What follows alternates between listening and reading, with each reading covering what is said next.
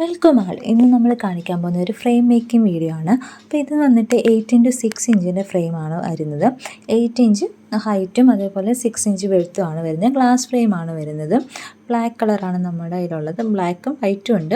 അപ്പം ഇത് നമ്മൾ ഫ്രെയിമിൻ്റെ ഔട്ടർ സർഫസ് എടുക്കുമ്പോൾ ഏകദേശം 9 ഇഞ്ച് വരും ഹൈറ്റ് വന്നിട്ട്, അതുപോലെ തന്നെ 7 ഇഞ്ച് വരും അതിൻ്റെ വിഡ്ത്ത് വന്നിട്ട്. നമ്മൾ ഔട്ടറിൽ എടുക്കുമ്പോൾ ഗ്ലാസിൻ്റെ ആ ഒരു സൈസാണ്, നമ്മൾ ഇന്നറിലെ സൈസാണ് നമ്മൾ 8x6 ഇഞ്ച് പറയുന്നത്. അപ്പോൾ അതാണ് നമ്മൾ ഫോട്ടോയും വെക്കുന്നത് 8x6 ഇഞ്ച്. ബാക്കിൽ വന്നിട്ട് ഇതേപോലെ ഹുക്സ് ആണുള്ളത്, ഹാങ് ചെയ്യാൻ പറ്റുന്ന ടൈപ്പാണ്. നമുക്ക് വൈറ്റ് ഫ്രെയിം ഉള്ളത് സ്റ്റാൻഡാണ് വരുന്നത്. അപ്പം ഇതിലിതുപോലെ ക്ലിപ്സ് ഉണ്ട്. ആ ക്ലിപ്സ് നമ്മളിങ്ങനെ റിമൂവ് ചെയ്യുക, ജസ്റ്റ് ഒന്ന് അകത്തി കൊടുക്കുക.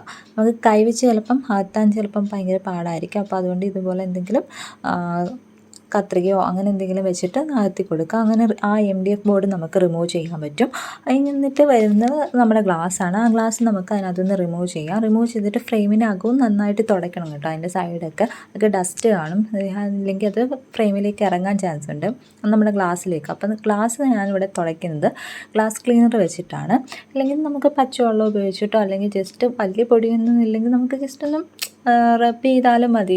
തുണി കൊണ്ട്, ക്ലോത്ത് കൊണ്ട്, അല്ലെങ്കിൽ നല്ല കോട്ടൻ്റെ ക്ലോത്ത് ഉണ്ട്. അപ്പം ഞാനിവിടെ ഗ്ലാസ് ക്ലീനർ ഉള്ളതുകൊണ്ട് അത് ഉപയോഗിച്ചിട്ടാണ് ക്ലീൻ ചെയ്യുന്നത്. അപ്പോൾ അത് ഉപയോഗിച്ചിട്ട് നന്നായിട്ട് ക്ലീൻ ചെയ്യുക. അതിലെ ആ ഹ്യൂമിഡിറ്റിയൊക്കെ നല്ലോണക്ക് പോകണം കേട്ടോ.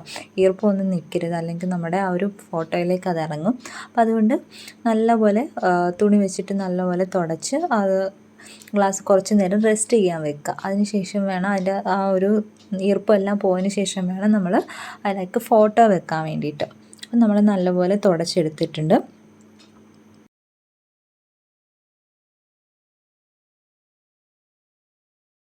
ഇനി നമ്മളിതിലേക്ക് ഫോട്ടോ വെക്കുകയാണ്. ഇത് നമ്മൾ എഡിറ്റ് ചെയ്ത ഫോട്ടോ ആണ് വന്നിരിക്കുന്നത്. ക്യാൻവയിലാണ് എഡിറ്റ് ചെയ്തത്. ഇപ്പോൾ ഈ എഡിറ്റിംഗ് ആർക്കെങ്കിലും അറിയണമെന്നുണ്ടെങ്കിൽ, ഇതിനെക്കുറിച്ച് ഡീറ്റെയിൽ ആയിട്ട് അറിയണമെന്നുണ്ടെങ്കിൽ പറഞ്ഞാൽ മതി. നമ്മൾ അടുത്തൊരു വീഡിയോ ചെയ്യുന്നതായിരിക്കും. അപ്പോൾ നമ്മൾ 8x6 ഇഞ്ചിൽ ഗ്ലോസി ഷീറ്റിൽ എടുത്തിട്ടുള്ള പ്രിൻ്റാണിത്. സ്റ്റുഡിയോ പ്രിൻ്റാണിത് വന്നിരിക്കുന്നത്, ലേസർ പ്രിൻ്റ് അല്ല. അപ്പം നമ്മൾ ഇതിനകത്തേക്ക് വെക്കുകയാണ് ചെയ്യുന്നത്. അതിലേക്ക് ഈർപ്പമെല്ലാം പോയ ആ ഒരു ഗ്ലാസ്സിലേക്ക് നന്നായിട്ട് തുടച്ച് ആ ഗ്ലാസ് ആ ഫ്രെയിമിലേക്ക് നമ്മൾ വെച്ചു. അതിനുശേഷം നമുക്ക് ആ ഒരു MDF ബോർഡ് വെച്ചിട്ട് കവർ ചെയ്യുകയാണ് ചെയ്യുന്നത്. കവർ ചെയ്യുന്നതിന് ശേഷം നമുക്ക് ആ എല്ലാ ഹുക്കും നല്ലതുപോലെ ഇടാം. ഹുക്കെല്ലാം ടൈറ്റായിട്ട്, ആ ഹുക്കെല്ലാം നമ്മുടെ ആ ക്ലിപ്പില്ലേ, ആ ഒരു ഫ്രെയിമിൻ്റെ ആ ക്ലിപ്സ് എല്ലാം നമുക്ക് കറക്റ്റായിട്ട് നല്ല ടൈറ്റായിട്ട് ഇട്ട് കൊടുക്കാം.